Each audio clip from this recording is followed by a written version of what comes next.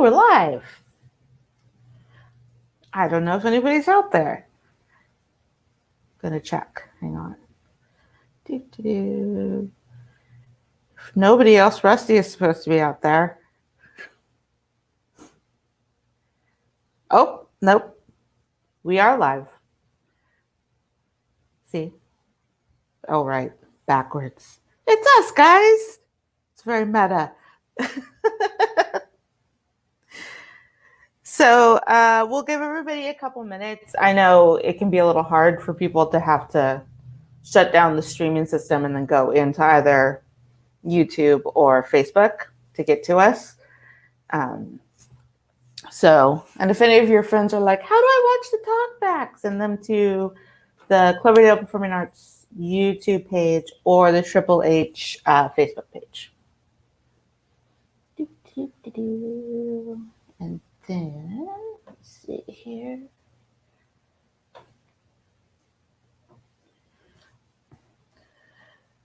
Just going to sit around and look awkward for a couple minutes. Make sure everybody gets to be here. Natalie's going to go grab something, maybe an animal. It'll be fine. It'll be fun.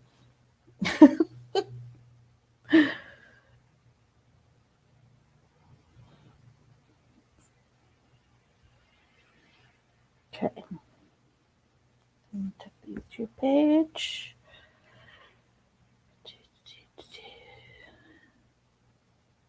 Okay, well, we will see. I don't know.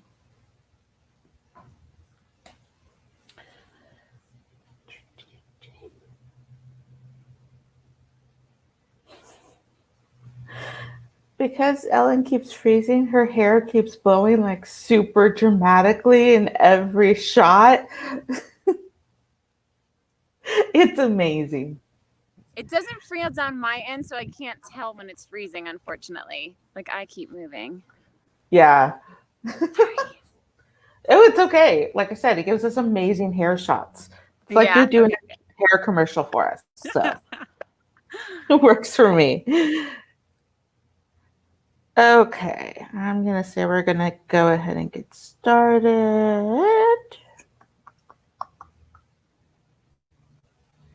Yes, I know. Yes, I know. Okay, well, let's get started. So, hello, if people are out there, and thanks for coming to the first Talkback of Heroines, Harpies, and Harlots co-production with Cloverdale Performing Arts Center and 3B Productions in their own voice. I think there were more producers on this than there were like anything else. So I'm Beulah Vega. I am the producer for Heroines, Harlots, and Harpies, which I just said backwards again. It's Heroines, Harpies, and Harlots. I named it. I can't keep it straight. Anyway, let's go around and have people introduce themselves. So say your name, say what you did for the festival. And let's just start with Natalie because she's next on my list. Hi, I'm Natalie, and I played one of the Graces, and I was the Grace of Elegance. And you were a poet. Yes. Nayla? Hi, I'm Nayla Makinano, and I played the Grace of Youth and a poet. Ellen? Hi, I'm Ellen Raleigh, and I was the director of the Graces. And Rachel? Hi, I'm Rachel Wynne, and I conceived of and created Barely a Person. Yay! And danced it. Right, yes. Heard her. Okay. So let's get started. Now what you did the festival. So we'll just ask the basic questions. How long have you been doing theater? Just in the same order. We just went in. Natalie? I've been doing theater since I was 7 years old. Nayla? I have also been doing theater since I was 7 years old. Ellen? I got back into theater about 6 years ago after a long break. Rachel? I've been in the dance theater world since I was 3, so 30 something years, and in the kind of more theater world since I moved to Sonoma County, which was about 6 years ago. Okay. And my list is over my shoulder in case you're wondering what I'm doing. Okay, so how long have you guys been working on this project? And really open for everybody.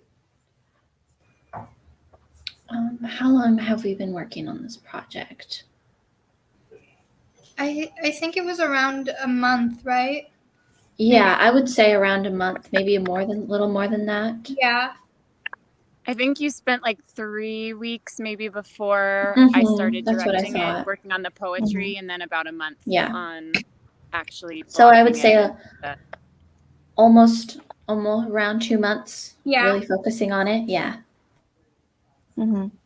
Okay. Rachel? I started. The piece was marinating in my head for about a year since the last Triple H festival, and I started working in earnest on it March 1st of this year. So, I'm usually better at doing this, guys, but I'm just kind of multitasking right now. Let's go to the next. Why was this production important to you? Why was it important to do this?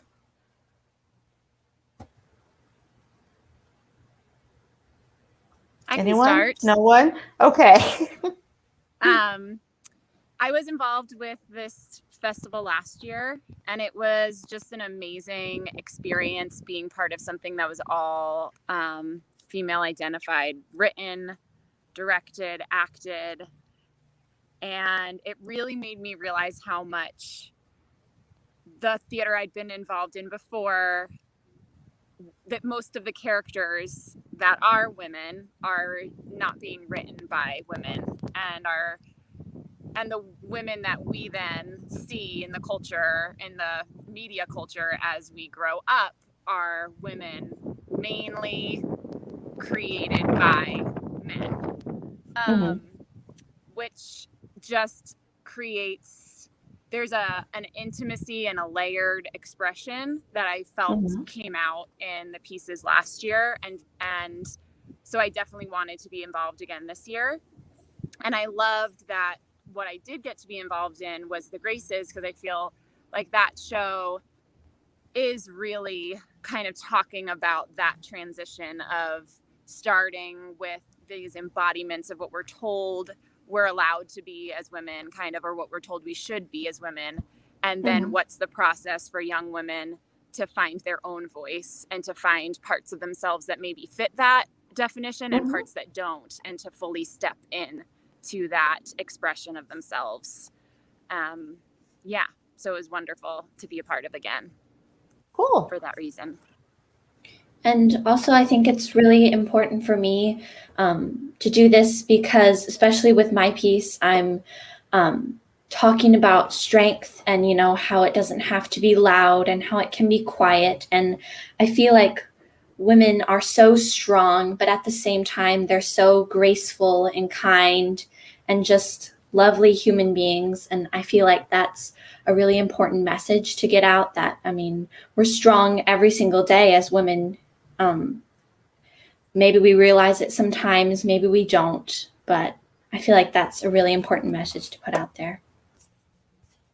For me, it was really important. I was in the festival last year as well, and it was interesting to see how much I had learned from that experience and how I could apply what I had learned from there to this play, and how I could learn even more from this festival. that's why it was important to me. This piece was important for me to make for a variety of reasons. I think that postpartum depression is not something that's talked about enough. And I know that a lot of people feel very alone in it. And I, for one, didn't even sort of realize that I was in it until I was out of it. And then just knew that I was having a really, really, really hard time. And, you know, there are I think there's a lot of sort of stigma around talking about it, especially when it comes to the really dark parts of postpartum depression, because women are scared that if they are really truthful about where they're at mentally, that they'll have their children, that they'll have CPS on their door. And especially Black and brown women, who are much more likely to have CPS called on them. And that's a big issue in this country. And so for me, that was one of the reasons why I wanted to make this piece. And also, just on a really personal level, you know, the technique that I use to create work is a very personal technique, expand dance technique, and it's going inside the body. And I wanted to use it to see if I could help myself heal some of the trauma of that time. And use the piece essentially as a healing tool for myself as well, at the same time as creating something creative. But for me, the main goal was, you know, my main goal was that one person would see it and feel less alone. And already I think we've had some feedback about that, which is great. Good. And okay. So was it difficult for you guys? So all of you, Ellen, you didn't create your own performance piece because you directed. But for the rest of you, was it harder or easier to create your own piece and then perform it?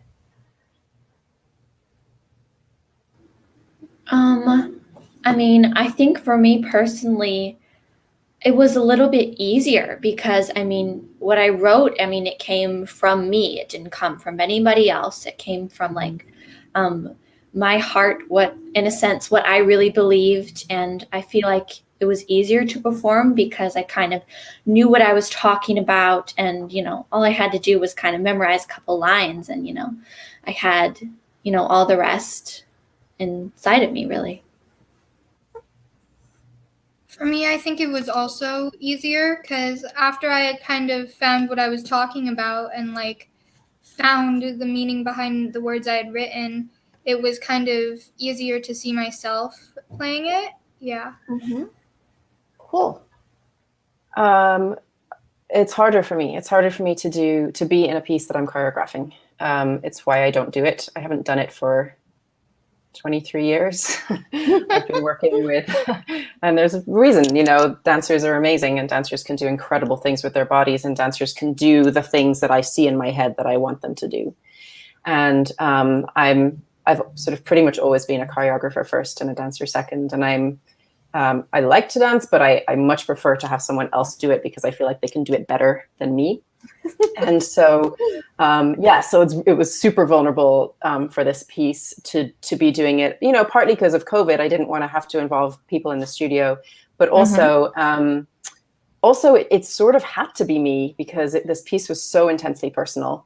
And I felt like, so it was definitely hard it's hard to choreograph on yourself. Hard to direct yourself. It's why we have people that do different things in theater and in dance. But it was cool in another way to be doing it again. I felt like I was 17 again and choreographing on myself in the studio and, you know, going out there and doing stuff. But it was hard, but I'm glad I did it. And I will say it's the first time in 5 years that I've actually had the opportunity to create my own work. I've been working as a choreographer for other people, for other directors around in the North Bay. And so it was really, really nice to be back and actually in charge. And I'm really grateful to you, Beulah, for that opportunity. So thank you. And hey, Ellen, so this is your first directing gig, right? Yes.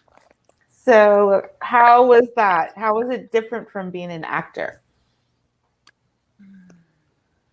I found it so interesting. You know, I've been an avid goer of theater since I was very, very young. My parents were huge Broadway fans, and so we went to the theater monthly, really, growing up. So I've had the experience of seeing actors my whole life live. But once I was in the role of a director, it really struck me how different actors bring such different energy. And I feel like in a way made me a little curious about like which type of actor I am as well, and think about the way that I act in a different way. Because for example, like I told this to Natalie and Nayla, but I feel like Natalie has this poise that kind of pulls, I feel like this pulling, like I kind of go up in my seat to like listen to her. And then Nayla has this like brilliance and brightness on stage that kind of like makes me almost like, you know, and then Emma has just this power and this amazing comedic timing. And so there was no better, like seeing actors for that, the way that different actors bring something so special, and when they can really just honor that and hone in on that. And Beulah, you are amazing at writing to knowing the strengths of these actors. Just how you don't have to necessarily try to be the other type of actor, but really stand in the type of actor you are. That was a realization that I had through the process. And it was just fun to like see it and then be like, see what's working and what's not working, and have that process of knowing how I've liked it working with directors, and then trying those things and seeing how it went. So I super enjoyed it very much. And I'm also, as Rachel said, very grateful for the opportunity. So we have, can you guys see the chat at all? The main chat? No, they're all praise basically for you guys. Nice. Rachel's piece was powerful. It was beautiful and powerful. And then great job, Nayla, Natalie, and Emma. Yeah, basically it's just all people loving you guys, which is apropos. So would you guys do it again? Like if somebody came up to you and was like, I want you to do this thing again that was obviously uncomfortable, but turned out so well. Like the same piece or a different piece? Like a different piece. Maybe. I mean, if I was the right person to perform the piece, then yes. But if I was not the right person to perform the piece, I wouldn't want to be performing it. Yeah, I agree. I want to make the piece, but I'll always want to make the piece, Beulah. The answer is yes, Beulah, forever and ever. If it's you asking. Well, that's just, because I cast spells on people. And by that, I mean, I bring them chocolate sometimes. I definitely would. And I'd also know everything I was saying yes to. I'd be like, because doing it the first time, now I'm like, okay, these are all the things you have to think about. Good. Okay. Got it. That is one of the things that I've found with new directors, because I work with a lot of new directors actually, is that is the number one thing I hear is, I didn't realize there were so many things I had to think about beforehand.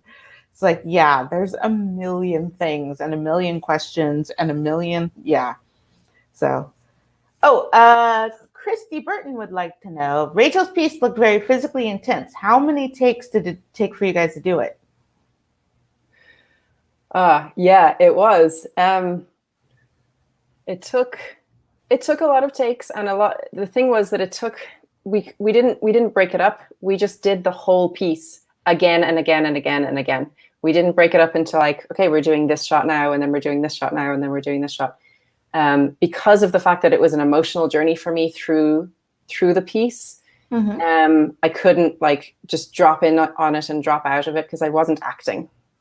And so I was very lucky to have a crew, Sean and Dana and Jess there. We were all in this big air hangar, socially distanced, and they all had masks on and everything. But I was so grateful to them because after every time we went through a take, and I would, there were a few times when I just burst into tears after the take because I couldn't quite hold it in anymore.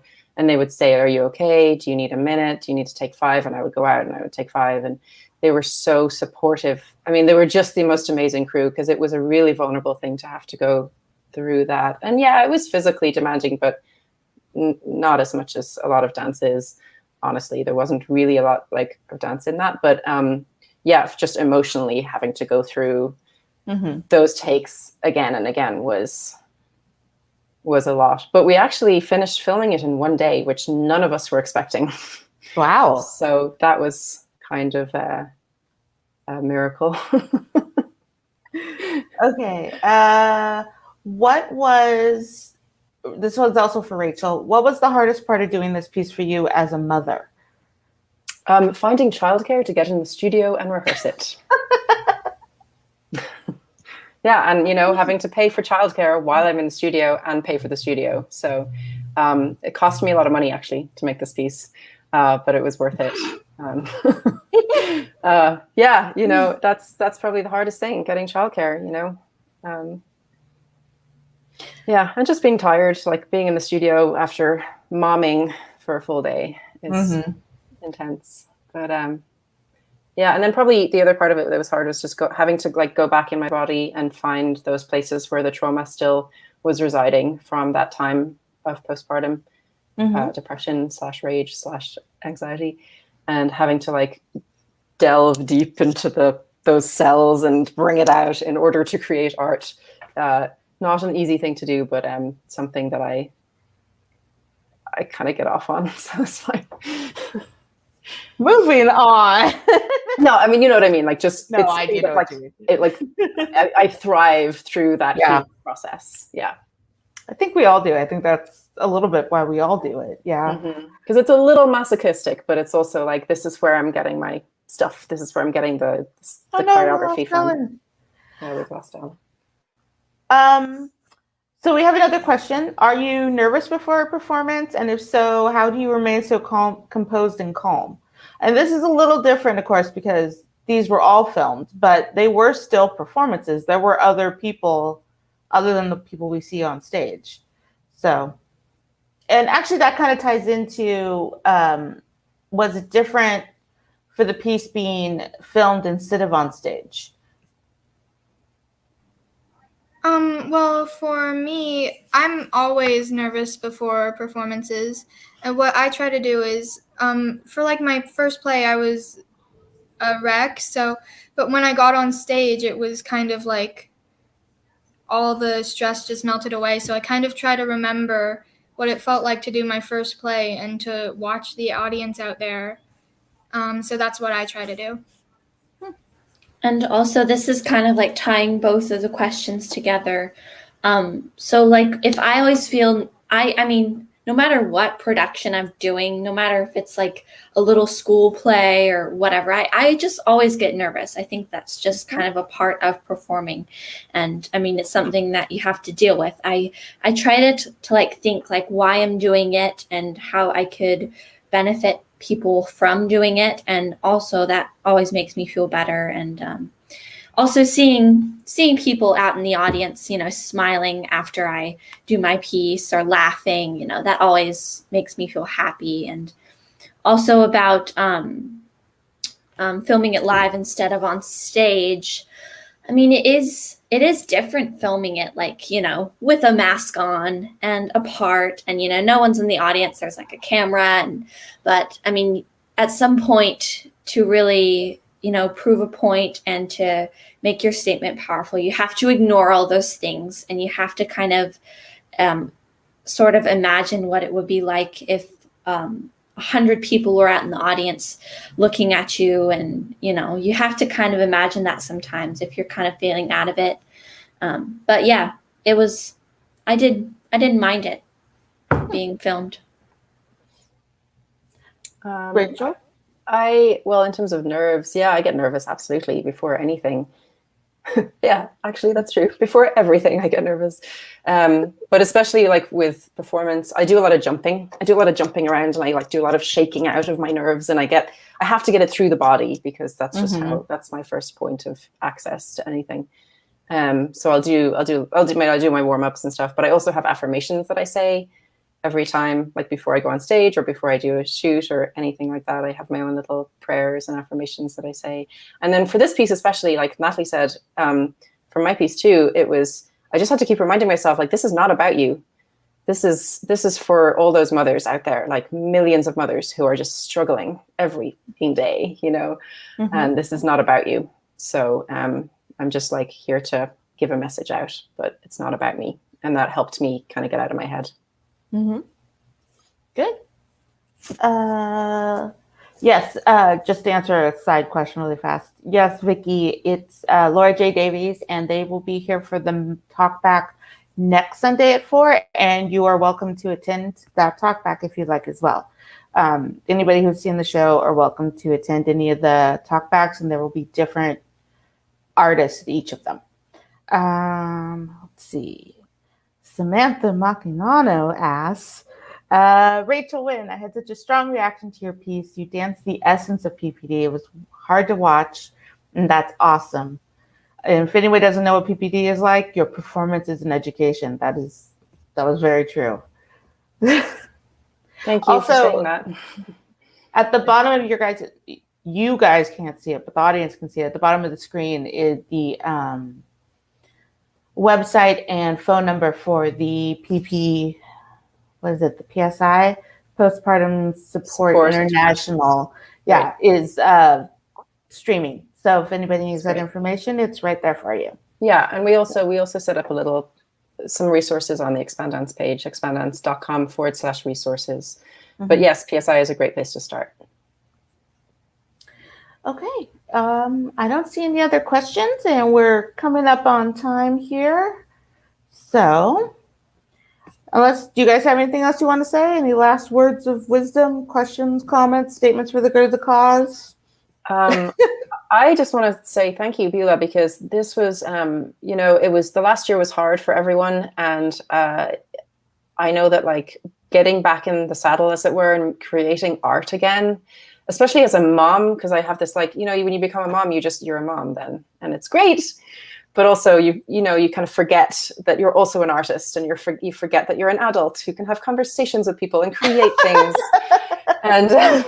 And so just the opportunity to do this was, and kind of remember my identity as an artist as well after this last year of quarantine and stuff was really great and really powerful. And I'm really grateful. So thank you. Well, thank you for doing it, for, listening to my harebrained schemes, because that's basically usually what they are. Natalie, Nayla, anything? You can go. I think there's also a question for you, Beulah. I see that, and I see it's from your mom, so I will answer it before we end so that you or I don't get in trouble. Okay.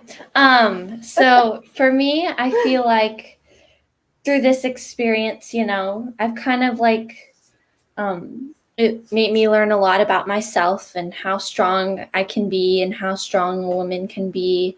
And, maybe I found a little bit of myself in the process, and that was very nice. And I got to also express my feelings through poetry, which is something that I've really not really done a lot of before, and that's really cool, because I didn't think I could write like that. So, yeah. I just want to thank you, Beulah, for giving me the opportunity to be in this festival. It was a really awesome thing, and it kind of was my first thing since COVID started to be actually talking to people in person and not on screen. And both of you should keep writing, by the way, because both of you were very good at the whole poetry thing. And I know Emma's not here to question me on this, but I will remind you I am a published poet, so I do know what I'm talking about. So yeah, Christy asked if it was more difficult to put this one together than last year. It was very different is what it was. And it was, I would say it was as difficult, but in very different ways.